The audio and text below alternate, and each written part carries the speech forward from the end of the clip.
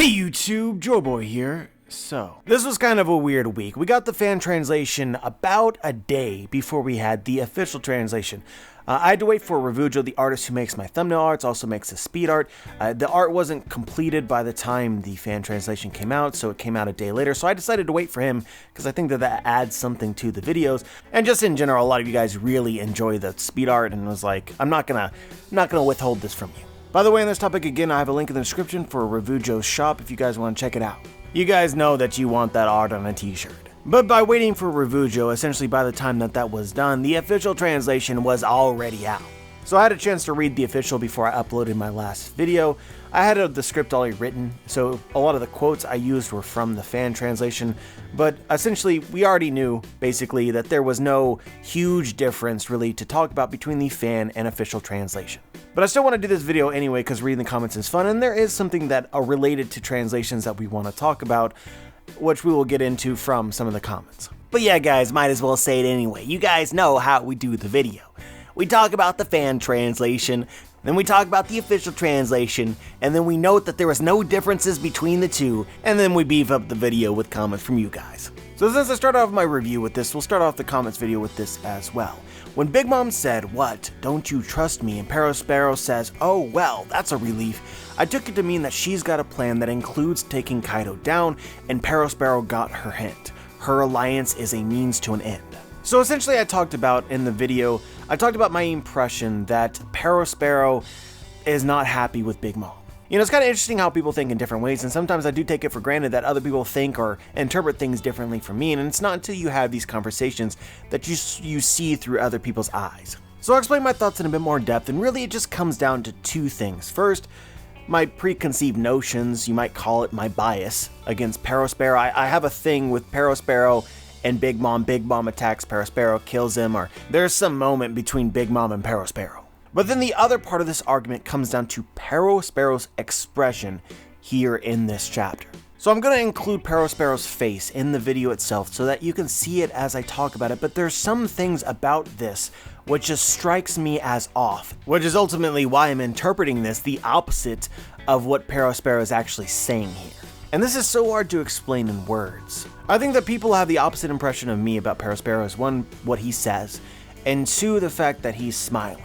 But it's important here that I don't think that Perospero would tell the truth to Big Mom because she's intimidating, and two, Perospero always smiles, so that's kind of a thing that you can dismiss. We've seriously seen Perospero crying in fear at the same time as smiling. And the lines down his face, the shadow, can sometimes mean, you know, sadistically excited, menacing almost. But I tend to find, and I'm not going to go back and look at every instance and see if this is true, but in my headcanon here is that you don't see this menacing shadow down the face, while at the same time accompanied by beads of sweat, which we see from Perospero in this chapter. Beads of sweat usually means nervousness, hesitancy, or like fear or uncertainty, those sorts of emotional vibes. Beads of sweat could also potentially mean relief, but nothing about his face gives me the impression of he's relieved at all. I think that a lot of people are actually ignoring this, but it's important to how I see this. I doubt Oda was very interested in just drawing Perospero sweating because he's hot, just for the sake of it. And in fact, this particular aspect is just straight up contrasted with Marco, who is right there as well. No beads of sweat, no nervousness, no exertion from fighting, nothing, and Perospero should be the same, but he's not. For me, that solidifies intention from Oda's part in drawing the beads of sweat. It's intended to visually communicate something. Again, the previous emotions I just stated. Nothing about this should make Perospero sweat. Big asterisk, bold on should. At least not based on what he said. And I also look at his eyes. His eyes are not aggressive looking to me. It's almost like halfway condescending. Annoyance. Here's another image on the screen. I feel like people have the interpretation that Perospero's face is like this, but I find these two to be very different. Next comment, that Perospero panel suggests two possible things to me. One, he doesn't like Big Mom's choice, or two, he is okay with it because Big Mom does plan to betray Kaido. I think that this is how Oda intended it. There's a difference here between his expression and what he actually says, and the expression, as we just talked about, I guess, is debatable. Next comment, I too thought that the Big Mom dialogue was to be read like, "We allied fully, convinced on both parts, but don't worry, I'll be betraying him down the line." but I actually really like how BDA read it. It's based on Big Mom's weak intellect and how her decisions can be extremely detrimental because she's basically stupid. This comment though, he's like, the truth hurts sometimes. But anyway, the point of this comment, the reason why I'm talking about it, is because they make a good point, which is essentially, Big Mom asked Sparrow, what, so don't you trust me? And it's like, well, Big Mom, not really. We just had an entire arc with a plethora of evidence why. So yeah, I really don't have anything to add to this other than this is a legitimate way of reading the conversation. Obviously, it involves speculation, but with the other things that I believe, it's, I'm choosing to interpret it this way as well. Next comment, Black Maria as an arachnid zone model Black Widow sounds absolutely wicked. So in the video, we talked about how my impression is of Black Maria is that Oda's giving her some spider vibes. As everybody else is fighting, she's hanging back by herself, almost in kind of a lair, and it almost feels like someone's going to stumble into her rather than the opposite way, which could be like, running into a spider's web. So yeah, obviously a Black Widow is really cool, I'd be hyped to see it, but I don't think that she is a Black Widow. I think the answer of best fit here, obviously everybody thinks that she's going to have a dinosaur zone, and that seems like where it's going, but spider vibes also adds up very, very strongly with the idea of a mythical zone model Jorogumo, a mythical creature from Japanese mythology. Another name for the Jorogumo is the whore spider, essentially like a spider woman. I'll read this for you. Jorogumo are said to come to be when a spider, most often a species of orb weaver, comes to be 400 years old. On its 400th birthday, the spider gains strange powers and becomes the size of a cow. It can then change its shape into a beautiful woman. It uses this shape and its skill at playing biwa, which is a musical instrument, to lure victims into traps, where it then binds their feet and stores them away for later feeding. Another interesting tidbit, Jorogumo can control other lesser spiders, so that's a thing. Black Maria as the whore spider, leader of the whores with her pack of geisha. Personally, guys, on a scale of 1 to 10, I find this theory to be like 8 or 9 convincing. I'm not saying that she is a Jorogumo, I'm just saying that there's a lot of Japanese lore mythology influences in WANO. To see a Jorogumo, which is incredibly famous, seems to be likely. Obviously, Black Maria's name from the very onset inspired images of like a Black Widow. She is incredibly beautiful, like you would expect. Character designed based on the Jorogumo. She's playing an instrument, again, which you can tie with the Jorogumo with her flock of little spiders. I'm just saying. Next comment, it's remarkable how fully Oda utilizes his medium. This chapter was so deeply themed to the title. First, you had Marco talking about one's free will as a remnant. He is carrying Whitebeard's will, but by no means because he has to. He's doing it of his own volition. Then you had Carrot carrying Pedro's will, Momo being chased by Yamato, each carrying Oden's will in different ways. The Black Maria song was an interlude adding almost Watchmen-esque subtext to the battle, where the Akazaki 9 attempted to fulfill Oden's will. And then the flashback to how little they listened to Oden, the tears, and that final shot, where they are at last imitating his style, entirely of their own volition. So I really don't think that I can put it any better than this. This is something that I didn't really grasp when I first read the chapter, but as people have pointed out, such as this comment, it's genius. I want you guys to understand just how unbelievably hard it is to write a story like this. It is like masterful. Everything relates to the central theme, but none of it is overt or in your face. It's completely subtext. Next comment, finally the power scalers get whooped and return to reality. When we get introduced to Kaido, defeated 7 times, captured 18 times, in a one-on-one bet on Kaido, broke lots of stuff meant to kill him. He has been defeated. He has been subdued and captured by Marines. He is currently fighting a group of highly skilled fighters with varying abilities. Yes, of course, they can push him back a bit and put him under pressure. That's been done before. The issue is killing him. That's the impossible feat which even he cannot manage to accomplish himself. So yeah, I strongly agree with this comment. It's another one that was long enough. You don't really have much to add to it, but Kaido's been captured before. Now, I think that some of these captures was Kaido turning himself in, but in regards to defeats and a one-on-one bet on Kaido, it's likely then that whenever Kaido has been defeated, they were not one-on-one fights. They were essentially fights just the same as this one that we are watching right now between him and the Scabbards.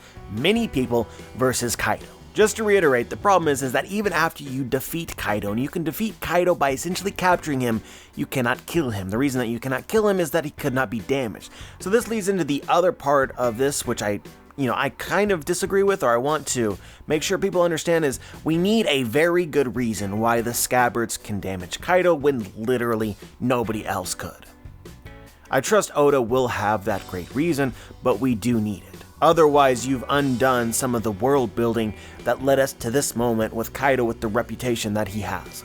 As far as we are aware, only one person ever has damaged Kaido, and that was Oden. One person ever before the scabbards. Next comment, it's trauma just like Big Mom and the picture being broke. Those samurai bring back memories of Oden, that's why he's weakened.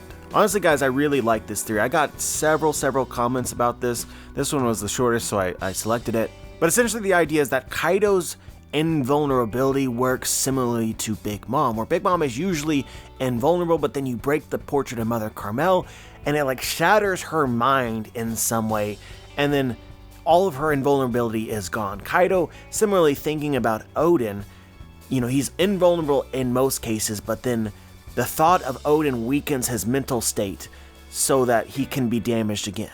A kind of like fear. Personally, I think that this works well with just my general understanding of Haki, which is like your willpower.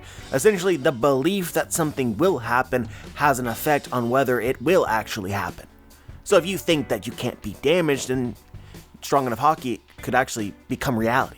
So then situation or trauma that affects your mental state would then undermine. You can then speculate that Oden was able to damage Kaido simply because his will was stronger. Oden believed that he was going to damage Kaido more than Kaido believed that he couldn't take damage. It's kind of interesting to think about. I like this theory. Next comment, I can't shake the idea that we haven't figured out everything about Ryu or Haki yet. Kaido said several times has expressed confusion about pain from the scar being cut, the scabbards not being strong enough, flashbacks to Oden's cut, etc. I propose Oden actually left his Ryu or his Haki in the scar. I'll leave this comment up here so that you can read the rest of it if you would like to. But I find this theory to be really interesting. It's actually related to a theory that we've talked about in the past, not about Kaido, but essentially a theory about Big Mom. And the idea that you're proposing here is very reminiscent. I'm a huge Harry Potter fan growing up. It's very reminiscent of Horcruxes. Harry's lightning-shaped scar was, in fact, a bit of Voldemort's soul that attached itself to his face, and whenever Voldemort was near, Harry's scar hurt. Sound like what you're saying, essentially. This is especially true if you believe, like I do, that Haki is essentially the power of one's own soul. Voldemort's soul attached to Harry, Odin's soul attached itself to Kaido, making Kaido essentially Odin's Horcrux. Anyway, I made this theory years and years ago, and it's been on the back of my mind since then, and it seems plausible now as it was then, as a concept. And so I think that this ties nicely into the next comment. The scabbards are literally giving their life force to kill Kaido. Snatch, I give my life for my cause. That's what I read. So then if you imagine that Oden did something similar, literally flinging his life force or his soul at Kaido, then that's how this relates to the previous comment. But as for just a general idea, unrelated to what we just said, I mean, this is what I believe. This is the attack that I believe is something known in WANO. To give up your life force in exchange to cut better, like how Enma works. And why WANO samurai are maybe more dangerous, and why nobody's ever, before Kaido, taken over the country. And Kaido couldn't even do it fairly. These samurai are literally doing something that nobody else has been able to do, and I think that it has to be related to something in WANO culture, or samurai culture, or techniques, or something, like Snatch. Next comment, if a swordsman is able to impart his will or Haki into a sword or object, why couldn't they impart Haki on people, especially those who mean the world to them? Oden may be passively or actively aiding his retainers in the afterlife. It might be that the other characters are beneficiaries of the wills of their predecessors. This is kind of similar to what we just talked about. Horcruxes, but sort of phrased in a different way. I just want to include this because there's nuance to Haki that I feel certain that we don't know, and this might be something that's in the right direction. Next comment, the official is out now. Check out what Marco called Kaido. Maybe Oda's sending us hints and confirming some theories onto what he really is. So in the fan translation, Kaido was called a demon, and in the official translation, Kaido was called an ogre. I just want to talk about this briefly because my understanding is that the phrasing here has no significance. As just a general rule to follow for you guys out there is essentially the fan translation tends to be the more literal translation, while the official translation can at times take liberties and essentially Americanizing or Westernizing One Piece. A lot of people do not like this, but it happens quite frequently. In this case, based on the context, it's most likely a figure of speech. I wouldn't look too much into what Marco specifically calls Kaido. It's similar to when other characters in the story, even Straw Hats, are called demons. But Robin isn't an actual demon. And the numbers weren't actually monsters. Next comment, Raizo's ability is most likely a devil fruit since he calls it Maki Maki Jutsu, because that's how devil fruits were named. Yeah, and if you take a gander over to the One Piece Wikipedia, they've essentially already determined that this is canon. It's very interesting how the Wikipedia decides which theories are canon and which ones aren't worthy of mentioning until they are just absolutely confirmed. In this case, obviously, it's very likely that this is actually Raizo's devil fruit, not officially named, but Maki Maki means scroll, and everything that Raizo's done in the story can be explained from the idea of him creating scrolls which he or other things can go inside of and then back out of, like when we first meet him inside the whale tree, how he appears everywhere. That's like the scroll, it can somehow move around within space, but he goes within the scroll and the scroll appears elsewhere and he comes out of it and he throws a little, you know, the smoke like a ninja would, and it's just a pellet to make that seem not so obvious. It's a really, really, really cool devil fruit. And finally, we have the last comment. I'm still curious why Oda hasn't revealed if Kaido has a devil fruit yet. I'm still on the fence about if he has one. I just want to remind you guys that Kaido's devil fruit still has not been confirmed. You guys know, I'm on the train. Kaido is a dragon, not somebody who has eaten a dragon. Devil fruit, that's been my thing for a really long time, and you know, we're 100 chapters into WANO, and Kaido's devil fruit still has not been confirmed. It's curious. But yeah, guys, that's pretty much all I wanted to say today. As always, I'm curious as to what you guys think. Share your thoughts in the comment section below. Like the video if you liked the video, dislike the video if you disliked the video, subscribe if you want to be notified for my future content, and as always, guys, have a wonderful day.